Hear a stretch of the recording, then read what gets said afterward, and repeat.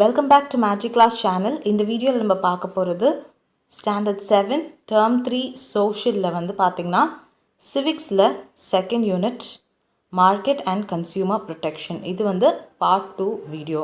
So already part 1 video போட்டிருக்கேன். So அதை பார்க்காதவங்க பார்த்துட்டு you can come here to part 2 video. Okay, let's get started now. So first coming on to unfair trade practices. Unfair trade practices என்ன அப்படின்றது general டேர்மில் பார்த்தீங்கன்னா ஒரு ப்ராடக்ட்டை ஒரு மேனுஃபேக்சரர் ஒரு செல்லர் விற்கிறான் அப்படின்னு பார்த்தீங்கன்னா அவனோட மெயின் மோட்டிவ் அந்த ப்ராடக்ட்டை விற்கிறதுக்காக மட்டும்தான் இருக்கும். ஆனால் அந்த மாதிரி விற்கும்போது அவனுக்கு தன்னோட ப்ராஃபிட் வந்து ஏர்ன் பண்ணணும். அதுக்கு நான் என்ன வேணால் செய்வேன், ஒரு ஃபால்ஸாக அந்த ப்ராடக்ட்டை பற்றி ப்ரமோட் பண்ணுவேன், இல்லை ஒரு ஃப்ரீ கிஃப்ட் கொடுப்பேன், ஒரு ஃபால்ஸ் ப்ரொமோஷன் பண்ணுவேன், இந்த மாதிரிலாம் அவன் செய்கிறான்ல. ஸோ அதை தான் வந்து அன்ஃபேர் ட்ரேட் ப்ராக்டிஸ் அப்படின்னு சொல்லியிருக்காங்க. ஸோ டீட்டெயில்டாக அதில் என்னென்ன சப் டாபிக்ஸ் இருக்குன்னு பார்க்கலாம். So unfair trade practice means a trade practice which for the purpose of promoting any sales, ஒரு சேலை ப்ரொமோட் பண்ணுறதுக்காக இருக்கலாம், இல்லை use or supply of any goods or services, ஏதோ ஒரு goods or service ப்ரொமோட் பண்ணுறதுக்காக இருக்கலாம். ஸோ இந்த மாதிரி அன்ஃபேர் மெத்தடை யூஸ் பண்ணுறாங்க. டிசெப்டிவ்னாலும் அதே தான், ஃபால்ஸாக ஒரு இம்ப்ரெஷன் கொடுக்குறாங்க. அதாவது இந்த ப்ராடக்ட் இந்த மாதிரின்னு சொல்லிட்டு but the product actually is not worth it அப்படின்றது கூட நம்ம சொல்லலாம். அதுதான் deceptive. So some of the practices என்ன மாதிரி ப்ராக்டிஸ் யூஸ் பண்ணுறாங்கன்னு பார்த்தீங்கன்னா ஃபால்ஸ் ரெப்ரசன்டேஷன், தப்பான ஒரு ரெப்ரசன்டேஷன் கொடுக்குறாங்க. when goods and services are not of the stated quality, standard or grade, அவங்க சொன்ன ஒரு குவாலிட்டி ஸ்டாண்டர்ட், இப்போ ஒரு துணி வாங்குறீங்கன்னு பார்த்தீங்கன்னா துணி வந்து நல்லா சாஃப்டாக காட்டனில் இருக்குன்னு பார்த்தீங்கன்னா ஆனால் கடைசியில் பாலிஸ்டரில் கொடுத்துட்டாங்கன்னு வச்சுக்கோங்க. ஸோ இட் இஸ் நாட், அவங்க சொன்ன குவாலிட்டியில் அந்த ப்ராடக்ட் இல்லை. அடுத்தது வந்து பார்த்திங்கன்னா second hand renovated goods R sold is new once. So ஒரு பழைய ப்ராடக்டை டிவி என்ன பண்ணுறாங்கன்னு பார்த்தீங்கன்னா அந்த டிவி ரிப்பேர் ஆன டிவியை யார்கிட்டேருந்து வாங்கி அதுக்குள்ளே இருக்க பார்ட்ஸை மட்டும் மாற்றி நமக்கு புதுசு அப்படின்ற மாதிரி விற்கிறாங்களே. ஸோ அது வந்துட்டு தப்பு. when goods services do not have the claimed use, usefulness or benefits. For example இப்போ ஒரு பவுடர் விற்கிறாங்க, அந்த பவுடர் என்ன சொல்கிறாங்க, விற்கும் போதே சொல்கிறாங்க இது போட்ட உடனே பளிச்சுன்னு வெள்ளையாயிடுறீங்கன்ட்டு. ஆனால் போட்டால் எந்த பவுடராக நம்மளால் வெள்ளையாக முடியுதா, இல்லை. ஸோ அதுதான் வந்து இந்த பாயிண்டில் வரும். So when products and services do not have the claimed warranty or guarantee. இப்போ ஒரு ப்ராடக்ட் வாங்குகிறோம், டிவியே வாங்குகிறோம், இல்லை ஒரு ஃப்ரிட்ஜோ வாங்குகிறோன்னா என்ன சொல்லுவாங்க, இது ஃப்ரிட்ஜுக்கு 5 years வாரண்ட்டி அப்படின்னு சொல்லுவாங்க. ஸோ ஃப்ரிட்ஜில் ஏதோ ஒரு பார்ட் போனால் நான் மாற்றுவேன்னு வாங்க, ஆனால் கடைசியில் இப்போ கேஸ் போயிடுச்சுன்னு வச்சுக்கோங்களேன், இது வந்து அந்த வாரண்ட்டிக்குள்ளே அடங்காதுன்னு நம்ம சொல்லிடுவாங்க. So all these are false acclamations. when the price of the product or services is misleading. So ஒரு ப்ராடக்டோட ப்ரைஸும் வந்து தப்பான ப்ரைஸ், ஒரு எக்ஸ்ட்ரா ப்ரைஸ் விற்கிறது. False and misleading advertisements, advertisement தப்பான ஒரு அட்வர்டைஸ்மெண்ட்ஸ் கொடுக்குறது, அதே போல் கிஃப்ட்ஸு ஆஃபர் பண்ணுறது. ஸோ இந்த மாதிரி கஸ்டமர்ஸை வந்து அந்த ப்ராடக்ட்டை வாங்குறதுக்காக என்னென்னமோ செய்கிறது. Selling goods which do not fall within the safety standards, அதே போல் சேஃப்டி ஸ்டாண்டர்ட்ஸ் வந்து ஃபால் பண்ணாத, அதாவது அதுக்குள்ளே அடங்காத சேஃப்டி ஸ்டாண்டர்ட்ஸ் இல்லாதது விற்கிறது. hoarding or destroying goods with the intention of raising the cost of these or similar goods. So இந்த மாதிரி தேவையில்லாத டிஸ்பிளேயிங் அட்வர்டைஸ்மெண்ட்ஸ், ஹோர்டிங்ஸ்னால் டிஸ்பிளேயிங் அட்வர்டைஸ்மெண்ட், டிஸ்ட்ராயிங் மற்ற கூட்ஸை டிஸ்ட்ராய் பண்ணி இவங்களோட கூட்ஸை ப்ரொமோட் பண்ணுறது. Manufacturing offering spurious goods, spurious கூட்ஸ்னால் ஃபால்ஸான ஒரு அக்ளமேஷன் தான். For adopting deceptive practices, deceptive ப்ராக்டிசஸ்னாலும் வந்துட்டு ஒரு ஃபால்ஸ் இம்ப்ரெஷன் கொடுக்குறாங்க which is not actually true. So இது எல்லாமே தப்பான விஷயங்கள். So goods once sold will not be taken back or no exchange or no refund under any circumstances. For example இப்போ ஒரு லிப்ஸ்டிக் வாங்குறீங்கன்னு பார்த்தீங்கன்னா அங்கே கொடுத்துருப்பாங்க, ஸோ இது வந்து நீங்கள் வாங்கிட்டு போகலாம், ஆனால் இது வந்து ரிட்டர்ன் கிடையாது, எக்ஸ்சேஞ்ச் கிடையாது. ஸோ இதுவும் வந்துட்டு அன்ஃபேர் ட்ரேட் ப்ராக்டிசஸில் ஃபாலோ ஆகும் அப்படின்ற மாதிரி இங்கே சொல்கிறாங்க. Next is what is consumer protection. So இந்த மாதிரி விஷயங்கள் நம்ம வந்து எல்லாருமே வந்துட்டு we are falling prey to all these, right? So அந்த மாதிரி டைமில் கன்சியூமரோட ப்ரொடெக்ஷன் ரொம்ப ரொம்ப முக்கியம். ஸோ அதை தான் இங்கே கொடுத்துருக்காங்க. அப்போ so there are so many groups of laws, நிறைய laws வந்து போட்டிருக்காங்க to protect the rights of the consumers, fair trade, competition and accurate information. இந்த லாஸ்லாம் எதுக்காக டிசைன் பண்ணியிருக்காங்க அப்படின்னு பார்த்தீங்கன்னா to prevent the business that engage in unfair practices from gaining an advantage. So இந்த மாதிரி பிஸ்னஸில், அதாவது தன்னோட ப்ராடக்ட்ஸை வந்து ப்ரொமோட் பண்ணுறதுக்காக நிறைய பிஸ்னஸ்மென்ஸ் இதெல்லாம் யூஸ் பண்ணுறாங்க. ஸோ அவங்கள தவிர்க்கிறதுக்காக தான் இதை வந்து போட்டிருக்காங்க. அது மட்டும் இல்லாமல் தே provide additional protection for the most vulnerable in the society. யார் மோஸ்ட் வல்னரபிள் அப்படின்னு பார்த்தீங்கன்னா நம்ம கன்சியூமர்ஸ் தான், வாங்குறவங்க தான் most vulnerable, most affected people இந்த சொசைட்டின்னு கூட நம்ம சொல்லலாம். ஸோ கன்சியூமர் ப்ரொடெக்ஷன் லாஸ்னால் என்ன? So are a form of government regulations. So கன்சியூமரோட ரைட்ஸை ப்ரொடெக்ட் பண்ணுறதுக்காக நிறைய ரெகுலேஷன்ஸ் கவர்மெண்ட் போட்டிருக்கு. இதுதான் கன்சியூமர் ப்ரொடெக்ஷன் லாஸ் அப்படின்னு நம்ம சொல்லுவோம். For example, a government may require business to disclose detailed information about a product, particularly in areas where safety or public health is an issue. இப்போ நீங்கள் வந்து ஏதோ ஒரு ஃபுட் ப்ராடக்ட் ஒரு பேக்கெட்டில் வாங்குகிற ஒரு சிப்ஸோ இருந்தாலும் சரி, பின்னாடி பார்த்தீங்கன்னா அந்த ப்ராடக்ட்ஸில் என்னென்ன மேனுஃபேக்சர் ஆகும்போது என்னென்ன இன்க்ரீடியன்ட்ஸ் யூஸ் பண்ணியிருக்காங்க, உங்களுக்கு அதோட பேர் தெரியுமோ தெரியாதோ, பட் ஸ்டில் அந்த ரெகுலேஷன்ஸ் படி அதில் என்னென்ன இன்க்ரீடியன்ட்ஸ் யூஸ் பண்ணுறீங்க அப்படிங்கிறத கரெக்டாக போடணும் அன்றது. அதே போல் ஹைஜீனிக்கா இல்லையா, வெஜ்ஜா நான்வெஜ்ஜா, இந்த க்ரீன் கலரில் ஒரு ரவுண்ட் இருக்கும்ல, ஸோ அந்த மாதிரி எல்லா ரெகுலேஷன்ஸையும் ஃபாலோ பண்ணி ஒரு ப்ராடக்ட் இருக்கணும். முக்கியமாக ஒரு பப்ளிக்கோட சேஃப்டி ஒரு ஹெல்த்தை வந்து கன்சிடர் பண்ணும்போது அது எல்லாமே ஃபாலோ பண்ணியிருக்கணும்னு சொல்கிறாங்க.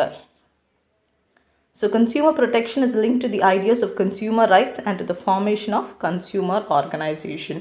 ஸோ கன்சியூமரோட ரைட்ஸையும் ப்ரொடெக்ட் பண்ணுற மாதிரி இருக்கும் நிறைய ஆர்கனைசேஷன்ஸ். ஸோ இதில் வந்து பார்த்திங்கன்னா கன்சியூமர்ஸ் வந்து பெட்டராக அவங்களோட சாய்ஸஸை வந்துட்டு செலக்ட் பண்ணலாம். இன்கேஸ் அந்த சாய்ஸஸில் வந்து ஏதோ பிரச்சனை இருந்ததுன்னா they can raise a consumer complaint. So other organisation that promote consumer protection. So இது மட்டும் இல்லாமல் கவர்மெண்ட் ஆர்கனைசேஷன்ஸும் இருக்குது கன்சியூமரோட ப்ரொடெக்ஷனை வந்து என்க்ளோஸ் பண்ணுறதுக்கு. அதே போல் செல்ஃப் ரெகுலேட்டிங் பிஸ்னஸ் ஆர்கனைசேஷன்ஸும் இருக்குது. ஃபார் எக்ஸாம்பிள் பார்த்திங்கன்னா ட்ராய் கொடுத்துருக்காங்க. ட்ராய் வந்து telecom regulatory authority of India, அதுக்கப்புறம் IRDAIயும் கொடுத்துருக்காங்க. நெக்ஸ்ட் வந்து பார்த்திங்கன்னா 8 பேசிக் கன்சியூமர் ரைட்ஸ். இது ரொம்ப ரொம்ப important. The right to basic needs. Basic நீட்ஸ்னால் எனக்கு தேவையான சில விஷயங்கள், சாதாரண ஒரு இம்பார்ட்டண்ட் எசென்ஷியலான விஷயங்கள் தான் பேசிக் நீட்ஸ்ன்னு சொல்லுவோம். அந்த ரைட் டு சேஃப்டி, சேஃப்டினா சேஃப்டி ஸ்டாண்டர்ட்ஸை ஃபாலோ பண்ணியிருக்கணும். ரைட் டு இன்ஃபர்மேஷன், அந்த ப்ராடக்ட்டில் என்னென்ன போட்டிருக்கீங்க, என்னென்ன இன்க்ரீடியன்ட்ஸ் கலந்துருக்கீங்க அப்படிங்கிறது எனக்கு தெரிஞ்சிருக்கணும். ரைட் டு சூஸ், நான் என்ன வேணால் வாங்கி சாப்பிடுவேன், அது என்னோடய சாய்ஸ். ரைட் டு ரெப்ரசன்டேஷன், அந்த ப்ராடக்ட்டை பற்றி நல்ல கரெக்டான ரெப்ரசன்டேஷன் இருக்கணும். ரைட் டு ரீட்ரெஸ், ரீட்ரெஸ்னால் காம்பன்சேஷன், எனக்கு நான் வாங்கின ப்ராடக்ட் எனக்கு பிடிக்கலன்னா அது காம்பன்சேட் பண்ணுறதுக்காக கண்டிப்பாக அது விஷயங்கள் இருக்கணும். Right to consumer education, consumer எஜுகேஷன்னா அந்த விஷயங்கள் அந்த இன்ஃபர்மேஷன் கரெக்டாக இருந்தால் தான் கன்சியூமர் வந்து இது ஓகே, இந்த ப்ராடக்ட் ஓகேவா இல்லையான்னு அவனே முடிவு பண்ணி அந்த ப்ராடக்டை வாங்குவான். Right to a healthy environment. So இது எல்லாமே 8 basic consumer rights. So this might be asked in your 5 mark also. Next is consumer protection act 1986. இந்த ஆக்ட் வந்து எதுக்காக பாஸ் பண்ணாங்க? COPRAன்னு சொல்கிறாங்களே, இந்த ஆக்டை எதுக்காக பாஸ் பண்ணாங்க in 1986 இந்த பார்லிமெண்ட்? இதை வந்து கன்சியூமர்ஸோட இன்ட்ரெஸ்ட், அதாவது கன்சியூமரோட வெல்ஃபேர்க்காக தான் பாஸ் பண்ணாங்க. ஸோ கன்சியூமரோட ரைட்ஸ் எங்கேயாவது தப்பாக போகுதா, அவங்களோட ரைட்ஸை வந்து என்ஃபோர்ஸ் பண்ண முடியலையா, ஸோ அந்த டைமில் இந்த ஆக்டை நம்ம யூஸ் பண்ணிக்கலாம். So it is makes for the establishment of consumer council and other authorities for the settlement of consumer grievances. So கன்சியூமரோட ப்ராப்ளம்ஸை வந்து செட்டில் பண்ணுறதுக்காக தான் இந்த ஆக்டை 1986 இந்த பார்லிமெண்ட்டை பாஸ் பண்ணாங்க. And it was passed in the assembly on October 1986 and நடைமுறைக்கு எப்போ வந்ததுன்னு பார்த்தீங்கன்னா December 24th 1986. So COPRA is regarded as the Magna Carta in the field of the consumer protection. Magna Cartaனா ஒன்றும் கிடையாது, இட்ஸ் a signed document அப்படின்னு பார்த்து சொல்லுவோம். So sign டாக்குமெண்ட்னா ஒரு லீகல் டேர்ம்ஸ் இருக்கும், அதில் பொலிட்டிக்கல் ரைட்ஸ் இருக்கும், எல்லாமே இருக்கும். ஸோ இதில் வந்து கோப்ராவில் வந்துட்டு பார்த்திங்கன்னா ஒரு அன்ஃபேர் ட்ரேட் ப்ராக்டிசஸ் ஃபாலோ பண்ணுற ஒரு ஆர்கனைசேஷன் மேலே கம்ப்ளைண்ட் போடுறதுக்கான எல்லா லீகல் ரைட்ஸ், எல்லா பொலிட்டிக்கல் ரைட்ஸ் எல்லாமே வந்து அதில் இருக்குது. So defects in goods, deficiency in services as far as India is concerned. So defects in குட்ஸ்னால் ஒரு குட்ஸ் வாங்கின குட்ஸில் வந்துட்டு சரியான ஒரு விஷயம் இல்லை, டெஃபிஷியன்சி இன் சர்வீசஸ், நம்ம கேட்ட சர்வீசஸ் வந்து நமக்கு கிடைக்கல அப்படின்னும் போது you can go head and raise a complaint. So it has led to the establishment of a widespread network of consumer forums and appellate courts all over India. Consumer ஃபோரம்னா உங்களுக்கு தெரியும், இப்போ ஏதோ ஒரு ப்ராடக்ட்டை நீங்கள் வாங்குறீங்கன்னா அந்த ப்ராடக்ட்டை பற்றி ரெவ்யூ எடுக்கும்போது பார்த்தீங்கன்னா கீழே வந்து ஒரு ஃபோரம் இருக்கும். ஸோ அந்த பீப்புள் வந்து டிஸ்கஸ் பண்ணுவாங்க, what is it, the product எப்படி இருக்குது, நான் வாங்கின ப்ராடக்ட்டில் வந்து ஏதாவது டிஃபிஷியன்சிஸ் டிஃபெக்ட்ஸ் ஏதாவது இருக்கா அப்படின்ற மாதிரி. appellate courts அப்படின்னு பார்த்தீங்கன்னா ஒன்றும் இல்லை, ஏர்லியர் டிசிஷன் வந்து ஒரு கோர்ட் எடுத்திருக்கோம், பட் அந்த டிசிஷனை வந்து மாற்றுறதுக்கு ஸோ அந்த மாற்றுறதுக்கு வந்துட்டு இதுக்கு ஆல் ரைட்ஸ் இருக்குது. அதை தான் appellate courts அப்படின்னு நம்ம சொல்லுவோம். So consumer protection council are established at the national லெவலாக இருக்கலாம், ஸ்டேட் லெவலாக இருக்கலாம், இல்லை டிஸ்ட்ரிக்ட் லெவலாக இருக்கலாம். ஸோ நிறைய கன்சியூமர் ஆர்கனைசேஷன்ஸ் இருக்குது, என்ஜிஓஸ் இருக்குது, முக்கியமாக கன்சியூமரோட ரைட்ஸை ப்ரொடெக்ட் பண்ணுறதுக்காக தான். சரியா? நெக்ஸ்ட்டு வந்து நம்ம படிக்க போகிறது கன்சியூமர் டிஸ்பியூட்ஸ் ரிட்ரெசல் ஏஜென்சிஸ். இதில் வந்து 3ஆக பிரிக்க போகிறாங்க. ஒன்று நேஷ்னல் லெவல், இன்னொன்று வந்து state level, and finally district level. NCDRC அப்படிங்கிறது வந்து national consumer dispute redressal commission. So இது வந்து நேஷ்னல் லெவலில் பார்ப்பாங்க. ஸோ இது வந்து நேஷ்னல் லெவல்ன்றனாலே சென்ட்ரல் கவர்மெண்ட் தான். ஸோ மோர் தென் 10 மில்லியனாக இருந்ததுன்னா தே வில் இங்கே வந்துட்டு ரீட்ரெசல் பண்ணலாம். அதுவே வந்துட்டு ஸ்டேட் லெவலில் இருந்ததுன்னா அது state consumer dispute redressal commission. இதை வந்து ஸ்டேட் வந்து அண்டர்டேக் பண்ணும். அண்ட் இதில் வந்து பார்த்திங்கன்னா அதோட வேல்யூ லெஸ் தென் 10 மில்லியன். அது வந்து நேஷ்னல்னால் மோர் தென் 10 மில்லியன், இங்கே வந்து லெஸ் தென் 10 மில்லியன். அடுத்தது வந்து பார்த்திங்கன்னா டிஸ்ட்ரிக்ட் லெவல் அப்படின்னு பார்த்திங்கன்னா it is considered by the district forum. And இங்கே வந்து பார்த்திங்கன்னா it has a case value up to 2 million. So அங்கே வந்து மோர் தென் 10 மில்லியன், இங்கே வந்து கிட்டத்தட்ட 10 மில்லியன், லெஸ் தென் 10 மில்லியன், இங்கே வந்து 2 மில்லியனுக்கு இங்கே டீல் பண்ணுறாங்க. ஒரே விஷயந்தான் அந்த 3ஆக பிரிக்கிறாங்க, national, state and finally the district level.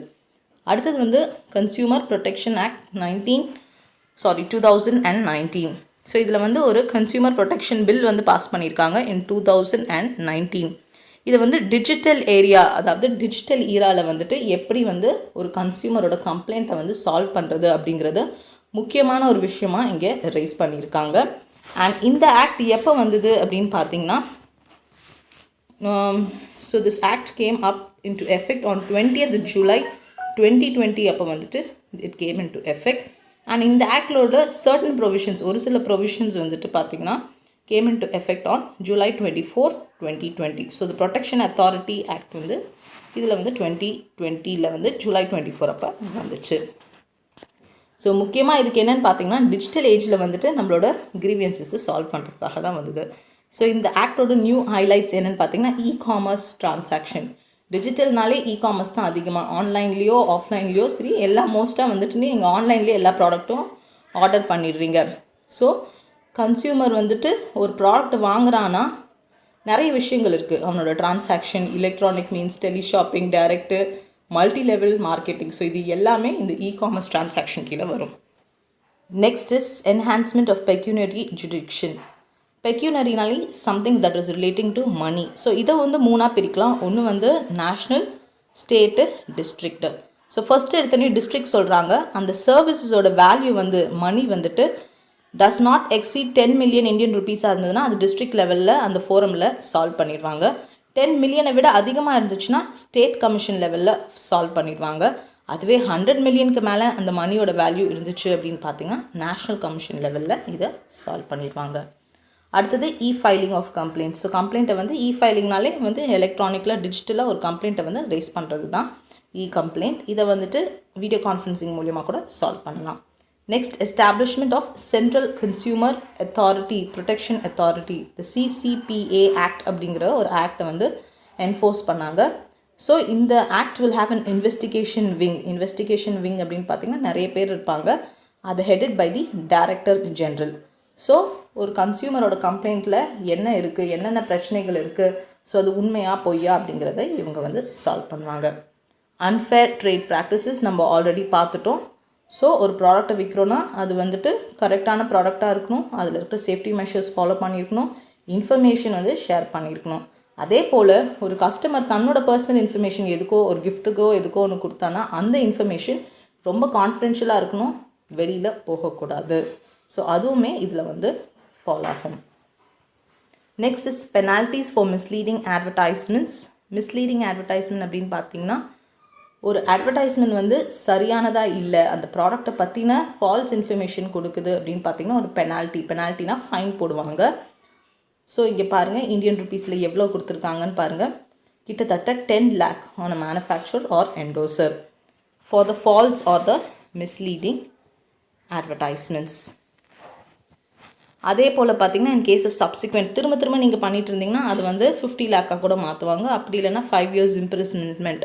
So ஒரு விஷயம் வந்து ஃபஸ்ட் டைம் நீங்கள் பண்ணும்போது பெனால்ட்டி போடுவாங்க, அதே திரும்பி பண்ணிங்கன்னா ஸோ ஜெயிலுக்கும் வந்துட்டு உங்களை வந்து இது பண்ணுவாங்க. அது மட்டும் இல்லாமல் பெனால்ட்டி அமௌண்ட்டும் அதிகமாகிட்டே தான் போகும் அப்படிங்கிறதையும் இங்கே சொல்லியிருக்காங்க. Next is consumer courts in India. அதுவும் வந்து 3 லெவல் கோர்ட்ஸ் இருக்குது. National level, state level and finally the district level. National லெவல்னால் அது central government, so it works for the whole country. And அதோட காம்பன்சேஷன் வந்து பார்த்திங்கன்னா வில் எக்ஸீட் 1 crore rupees. ஸோ compensation வந்து 1 crore rupees எக்ஸீட் ஆகிற மாதிரி இருந்ததுன்னா நேஷ்னல் கன்சியூமர் டிஸ்பியூட் ரிட்ரெஸல், அதாவது நேஷ்னல் லெவலில் இது சால்வ் பண்ணுவாங்க. It is also the highest appellate court. appelateனா ஏற்கனவே நான் என்ன சொல்லியிருக்கேன்னா you can go and change the earlier decision. So NCDRC is a quasi-judicial commission in India. This was set up in 1988. Under which act? The Consumer Protection Act of 1986. இதோட head office எங்கே இருக்குன்னு பார்த்தீங்கன்னா new Delhi. And இந்த கமிஷனை வந்து யார் head பண்ணுறாங்க, அதாவது யார் வந்துட்டு வழிநடத்தி சொல்கிறாங்க அப்படின்னு பார்த்தீங்கன்னா sitting or retired judge of the supreme court of இந்தியாவோட ஜட்ஜாக இருக்கலாம். நெக்ஸ்ட் வந்து ஸ்டேட் லெவல். இந்த ஸ்டேட் லெவல் வந்து compensation is claimed about 20 lakh. So ஒவ்வொருத்துக்கும் மணி த வேல்யூ தான் டிஃப்ரென்ஸ் ஆகும். ஸோ இங்கே வந்து பார்த்திங்கன்னா காம்பன்சேஷன் வந்து 20 lakh விட அதிகமாக இருந்துச்சு, அப் டு 1 crore அப்படின்னு பார்த்திங்கன்னா இது வந்து ஸ்டேட் லெவலில் இங்கே சால்வ் பண்ணிடுவாங்க. அதை விட கீழே இருந்துச்சு அப்படின்னு பார்த்திங்கன்னா அதை டிஸ்ட்ரிக்ட் லெவலில் சால்வ் பண்ணுவாங்க. ஃபைனலி வந்து இம்பார்ட்டன்ட் ஆக்ட்ஸ் கொடுத்துருக்காங்க. அந்த ஆக்ட்ஸோட அதோட டேட், அதாவது which year of passing என்றதையும் கொடுத்துருக்காங்க. So that you have to learn. So with this lesson is completely over. So market and consumer protection is a very very general lesson. என்னன்றது விஷயங்களை புரிஞ்சுட்டு you can write it on your own. But இந்த ஒரு சில abbreviations, அதுக்கப்புறம் எந்த year of passing, அந்த லா acts, இது எல்லாமே நீங்கள் படிச்சாகணும். Okay, in the next video I'll post the question and answers. If you have any doubts, let me know. Thank you, students.